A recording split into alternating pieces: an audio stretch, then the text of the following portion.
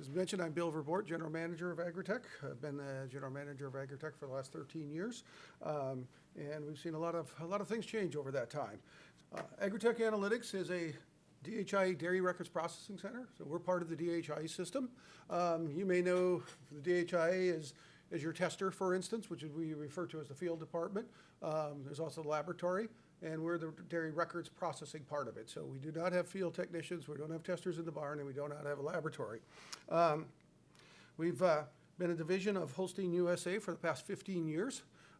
My, how time flies when you're having fun, right? It was first purchased in 2004. We're located in Visalia, California, which is in the San Joaquin Valley, kind of the heart of the California dairy industry, which calls 15% of the nation's dairy cows home is in the San Joaquin Valley between Bakersfield and Sacramento. So we look at some key performance metrics, and what are the ones that we look at typically? Well, first of all, it's enrollment. How many cows are we processing? And CEO Meyer talked earlier about basically our record year last year, if you would. So we are processing more cows than the previous year, and most that we've processed in quite a few years, quite frankly. And then profitability, what is the bottom line? Are we making money? Are we losing money? That sort of thing. I'm very pleased to report that in 2019, we ended up very positive on both of those areas. Let's talk about enrollment first of all. Here I provided a little bit of a chart that looks at our enrollment for the last 17 years, or excuse me, 7 years, not 17 years. If we go back to 2013, we can see we're at around 865,000. And then 2014, which is what I like to refer to as the last good year in the dairy industry, we took a big jump up. We hit almost 950,000. We rode that crest a little bit more into 2015. A little bit of challenge there in 16 and 17, and then you can see those numbers start to come up in 18, and then last year ended up the year at just a little bit short of 1 billion cows. Although the numbers for the other processing centers that are out there in the country, and we are one of 4, by the way, are a little bit hard to come up with those numbers and how we compare. There used to be some reports that were provided by the Council on Dairy Cattle Breeding. That report last year was not available, and it's too early this year to expect it to be available. But our best estimate on the percent of the records, the DHI records that we process in the country, is about 22%. So we continue to increase that. You can see from that 860, 865-ish area, almost up to 1 million now, and we're looking to hopefully be able to crest that 1 million mark in 2020. From a financial perspective, it's too early again to come up with year-end numbers and that sort of thing, but we had a very good year in 2018, and our 2019 numbers exceeded them by a small margin, but still we expect that to end up the year in very good shape. On this graph here, or this chart, we look at the area that we actively have clients. The states in blue are the ones that we currently have customers that process their records at AgriTech. We're still very heavy to the western United States. Of course, that's where we exist, and that's where we started. And so as we continue to grow, and we look for continued growth in our records processing industry, we look to our Holstein Association membership as some real potential for us, because we think there's some really good reasons why a Holstein member should process their records at AgriTech. So why would Holstein members, why should they process records at AgriTech, I guess is really the question. And if we look at it, I think it's the ability to incorporate Holstein data into our ATA reports. On a monthly basis, we get things like classification files, all the breakdowns on the classifications, the final score, TPI after evaluations, and that sort of thing. And the more and more we work with that data, the more we incorporate that into our reports. For instance, we have a version of our cow page where you get your final score and all the breakdowns on the classification.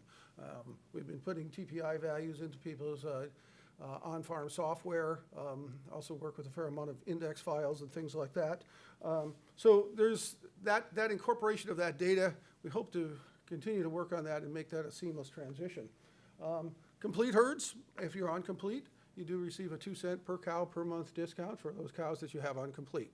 So while 2 cents per cow per month may not sound like a lot, it does add up over the course of the year, and that's a little bit of a saying, hey, thank you very much for working with us on this. We have an experienced staff. And it's not only staff at one Holstein Place in Brattleboro, but also at our office in Visalia on Avenida de los Robles. Personally, I'm a veteran, 37-year veteran of the DHI system, the last 13 years in the processing end of it. But the exception of one person, everybody that is on our staff has been there at least 10 years. Field representation, both out of ATA and through the Holstein Regional Service representatives, or regional sales representatives. I think that's very important. We were just working last week with a situation where we had some ID issues, and we're able to literally work with the Holstein regional sales rep in Texas, kind of break through a problem where we had some our 840 numbers misassigned to some cows and needed to be fixed. And then I think finally, you know, you're sitting in here today, you're Holstein members. AgriTech is part of Holstein USA, so by being processing records at AgriTech, you support your organization, and I think that's very important today. So what about some of the 2019 highlights, all right? Look at, we mentioned it earlier, the Holstein America segment, and there was a segment on AgriTech on the last edition of Holstein America. We'll show that in just a minute. Growth and promotion of our TriStar AMR program. I think that's been outstanding. We've doubled the number of herds in the past year, and we'll hear a lot more about that this afternoon. Many of you probably aren't aware, but we have produced a service sire fertility summary for about the last 20 years, and that's based on confirmed pregnancies. And this past year, we took 2 enhancements to that program, okay? About a year ago, I started getting inquiries from producers saying, you know, how much beef semen is being used out there, okay? And we took a look at the data in our database, and it was from about a year ago, and it was just about 1 million breedings. And we could very easily come up with 20% of the services in that time period, which was the end of from October of 2018 through the end of January of 2019. It's about 1 million breedings, and easily 20% of those breedings were to beef. We got a reason to believe that it was even greater than that, because for some reason, people that use beef semen seem to be quite creative sometimes in how they record their services. You know, most of us see the NAB code, right? You know, a number, HO, and another number, and that sort of thing.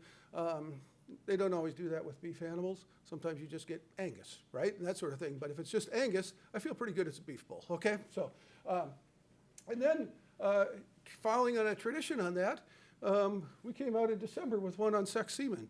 We work very closely with Kent Weigel at UW-Madison on this service sire fertility summary. And it was an interesting discussion I had with him at World Dairy Expo. We were talking about the service sire and should we be looking at sex semen, because sex semen has traditionally been held out of fertility summaries, right? Because of the processing of the semen and the effect that could have on fertility. And Kent's discussion on that one was, well, Bill, you know, in his vision, he could see a world where beef semen and sex semen are the only semen that's being used out there. And in that case, if we didn't have a service sire fertility based on sex semen, we would not have a service sire fertility summary, period. So with that, we came out with what we believe is the first industry's first fertility summary based on sex semen. And then finally, the growth that we've had in the submission of health data. This health data goes to the Council on Dairy Cattle Breeding. And really what's driving a lot of that is the CDCB genomic fee discounts associated with that. So now I'd like to kind of step through each of these points in just a little bit greater detail. And so the first one, we have about a 5-minute segment here from Holstein America. This segment, or part of this segment anyway, was aired at the last edition of it. AgriTech Analytics is a dairy records processing center that's part of the Dairy Herd Improvement Network within the United States. Our office is located in Visalia, California. You know, when people think California, they think about Hollywood, they think of the Bay Area. The reality is that 15% of the cows in the U.S. are located between Bakersfield and Sacramento in what's known here as the San Joaquin Valley. And most of those cows are within 20 miles one way or the other of Highway 99, which is 3 exits down from our doorstep here. So we're out there in the dairy industry every day. The core business is processing of the records. So we need to receive the input from the different DHI laboratories, field service providers, etc. In order to process a record, we really need 3 categories of information. Production information, the status information, which would be the fresh dates and the dry dates and the sold dates, and then what we would refer to as an options file, which is kind of the overall information about the herd. We take all of that information in, turn it out into useful information for that producers can use to manage their dairy. And then on the back side, we're sending that information off to Council on Dairy Cattle Breeding, so it's incorporated into the U.S. genetic evaluations. We also send records directly to the Breed Association for inclusion in pedigree. So there's a lot of different things that go on with the data.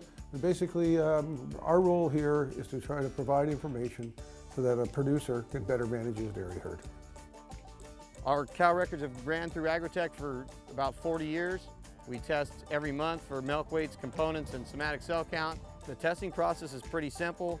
Basically at the same time every month, the testers come out and install the meters in the barn before they start milking.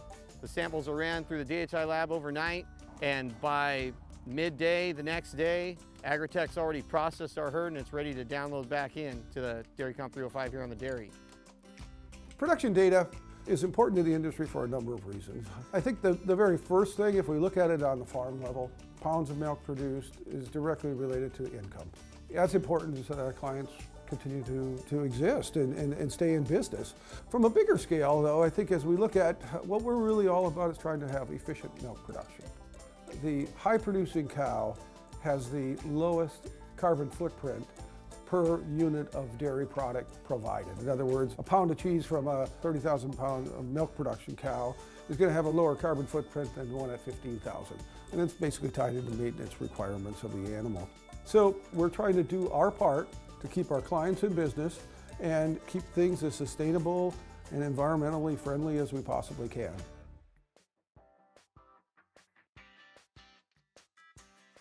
When I was 10 years old, I was the person sketching calves for the registration papers that would go to Holstein Association USA, which is kind of interesting that now that I'm working for that organization, is heading up their division. So it's not a job, okay? It's what I do, okay? It's part of me, all right? I mean, I don't wake up in the morning and think, oh man, I gotta go to work. It's like my mind's already rolling as to, what are those next topics we're talking about and all that kind of stuff. So I just kind of look forward to it. I think the key is that we've got all the oars in the water pulling the same way. I don't think there's any one person can carry what we do here, and it takes a team to get it done. On a monthly basis, I get the emails come from Meg to let me know what reports are ready, and Teresa is the one that processes our herd virtually every month, and so I'll get the message from her the day after test day that the download's ready to receive. So yeah, we have a good working relationship. The herd review gives us an opportunity to compare the data from the last test to the current test. So I'm going to release this, and now it's going to form reports. To obtain the data from the website, those reports are available to them within just a few moments after processing.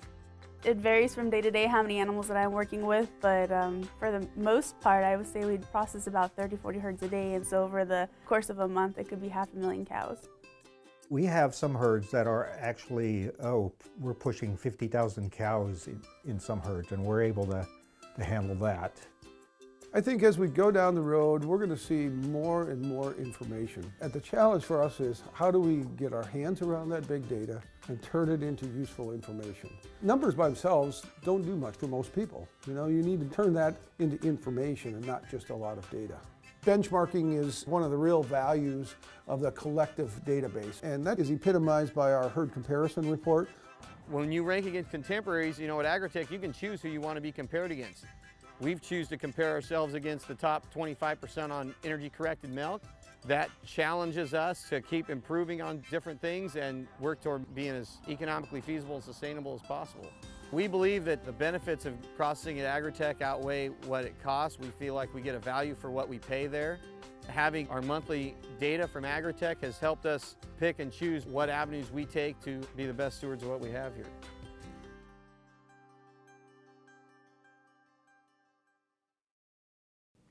So that was, by the way, that was Travis Camper. He's a dairyman in Riverdale, California, Mount Whitney Dairy. Holstein members, I may add, Holstein tags, not all registered, but basic ID if they're not registered. So we're proud to have somebody like Travis represent us there. The next bullet point I had was the TriStar AMR program. And again, we're going to talk about that quite a bit this afternoon. It's a very, what I consider to be quite an innovative program. It's combined effort between the Brattleboro and Visalia offices. And quite frankly, kicking this thing off and getting it going on the pilot project and that sort of stuff. I worked extremely closely with with Lindsay Warden on that one. We went to see producers, and probably the most interesting thing about seeing those first two producers was we described the program pretty much as it is today, and both those guys looked at us, and they were two separate, same day, two separate places. They both looked at us and said, "What took you so long?" And that provided a lot of motivation for us to get going. So we actually kicked it off in March of 2018. We had did a pilot project for a year starting in March of 2017. Participation has doubled in the last year. We started this year having a few on-farm meetings. We did it in the Midwest, where we actually were at a farm of one of the clients, one of the members that are using the program, and we invited in 3, 4, 5 prospects, if you would, and just sat down and talked about it, literally in the farm's office. And I think there's a real power there to that. We look forward to doing more of that. Also, happy to report that this is also just part of a few more steps that we want to do with this program. We're just at the beginning, and we'll talk more about that this afternoon. We talked a little bit about the service sire fertility summaries. So that it's the fertility summaries that we've been providing. We publish those in conjunction with or on a timetable with the regular U.S. genetic evaluations. And to use breeding data that's available in the ATA database. It's based on confirmed pregnancies. We introduced that beef on dairy evaluation because of the trend of using using beef semen on dairy cows. And then the sex semen, which has traditionally been held out of the fertility indexes, we rolled that one out in December. The beef evaluation, we came out in August. And then the health data. And I'm proud to report that the health data, we could have anticipated this coming down the line, okay? And in April, the submission of health data became part of the genomic fee discounts that you could apply to the records, the genomic tests that you did. So with the introduction of the fee discount, we just had a number of health records producers say, "Hey, I need to get that $1 off my genomic test. What can you do to help me on that?" I said, "Hey, we've got the plan already in place. That's all we need from you is a release form to get your health information, and we'll take it from there." And so that amount of data that we have provided to the CDCB on health on dairy cows literally is gone from about 44,000 records that we submitted in the April evaluation to over 226,000 with the December evaluation. So that grew like 5-fold. And so the whole health is kind of come front and center on genetic evaluations. Certainly production, reproduction, all that stuff's important in genetic evaluations, but health has really kind of taken a step up. And I'm proud to report that ATA was there when our members were looking to get those discounts. We were able to deliver on that promise.